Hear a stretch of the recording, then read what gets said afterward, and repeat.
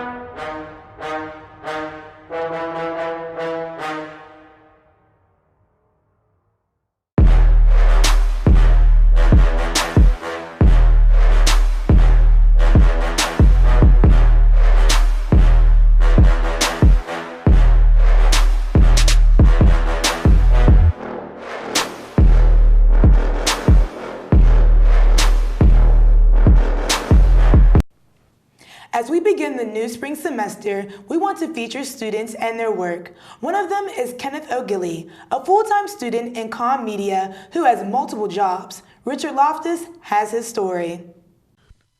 At a glance, you probably think Ken Gilly is one of your professors.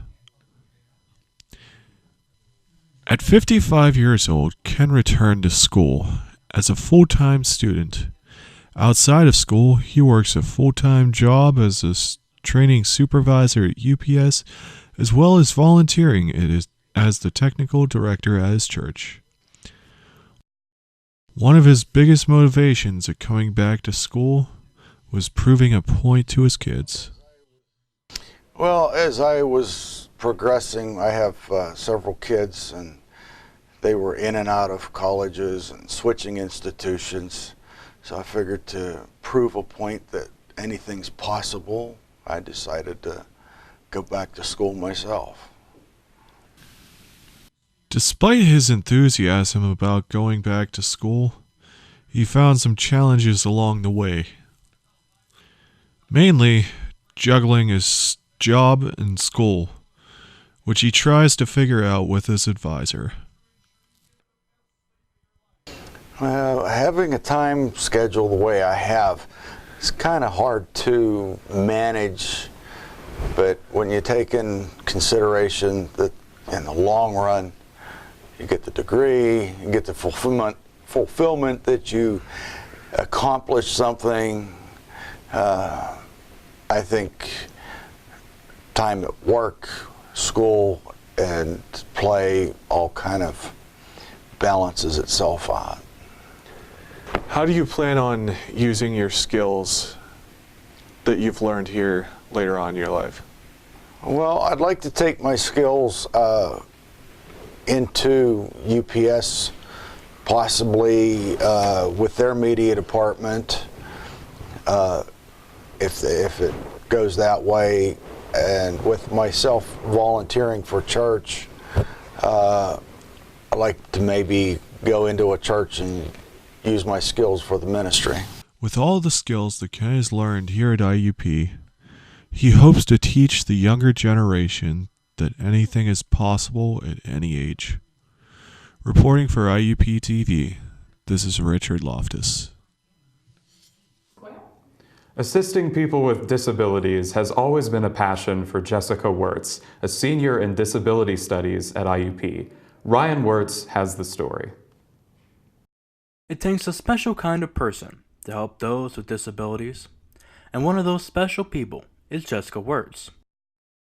Like the people she wishes to work with, Jessica has a severe hearing loss of her own, and she has dealt with that for a long time. I didn't really understand that I had a problem with hearing until I got to middle school. I remember specifically when I realized I had a hearing loss, I was sharing an MP3 player with somebody else in the bus, and when I gave them my earbud to put in their ear, they went like this and were like, "That's so loud." And it's because of this disability, Jessica feels like she will dedicate her life to helping those with a similar situation. Currently, Jessica is a senior at IUP, and she has already been involved with the people around her. Recently, she worked with the Office of Vocational Rehabilitation, which is a statewide agency that works with people with disabilities to help them gain and maintain employment. One of the things she emphasized is her experiences and similar situation. Especially with Summer Academy, one of my favorite things was when a student would look at me and they would say, I've never met another person with a hearing loss that wasn't my grandmother or wasn't someone much older than me. And just being able to be a positive influence and a role model to them. I've had students contact me after the Summer Academy telling me how much of an impact I've had on them. Just being able to show students that the world does not end if you have a hearing loss, and you can do literally whatever you want, and you can do any career, you can go to any college.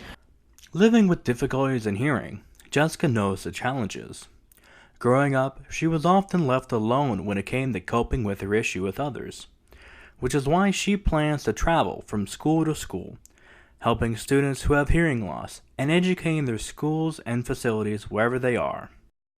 The reason why I want to be an itinerant teacher rather than being a teacher in like a school for the deaf or a regular classroom teacher is because I know what it's like to have a hearing loss in school and feel like nobody understood what I was going through. I went to a very small school, a very rural school, and so the number of people that I was able to interact with that had a hearing loss was slim to none. Today, roughly 12.9% of all students enrolled in school have some type of hearing loss. And while most schools around the U.S. are spending more when it comes to disabilities, there are still others who lack funding or the knowledge to distribute this funding properly. So it's people like Jessica who shed a light on people who would otherwise be left in the dark by educating schools and providing better care for these students. Coming up, Peyton Markajon will bring you health and wellness news and stories. Stay tuned. We need an idea. So let's go through some things. How about a group of kids that hunt for ghosts?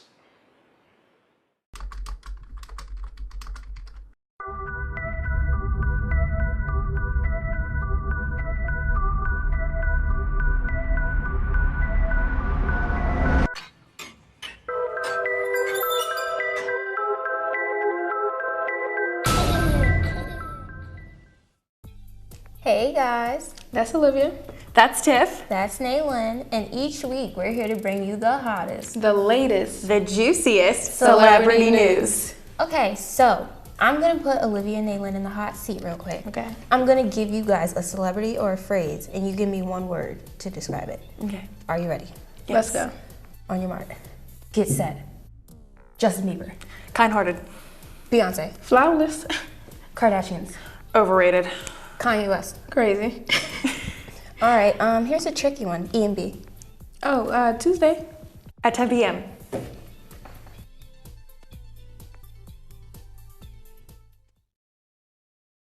Hello and welcome back to IUP News. I'm Peyton Markajon and I will be bringing you some lifestyle stories. Habits can be hard to break. ABC News chief medical correspondent Jennifer Ashton understands the challenge of giving up alcohol for 1 month. Ashton said completing this challenge was surprisingly easy, with good results in the form of weight loss, better sleep, and clearer skin. Having a strong support system is key while completing this challenge. Another habit to pay attention to is having breakfast to start your day. It turns out you are better off starting your day with a piece of pizza rather than a bowl of cereal. That's right. According to a dietitian, Chelsea Amer, a slice of pizza contains more fat and less sugar than most cereals. If you eat pizza, you won't experience a sugar crash. And pizza also has more protein than most cereal, which will make you less hungry in between meals. Don't forget to include Greek yogurt with fruit or even last night's chicken and veggies in order to get a balanced and nutritious first meal. One habit people may want to break is not exercising enough. Many people say exercising is their New Year's resolution. Rachel Laskowski went to see how people on IUP's campus are implementing this resolution.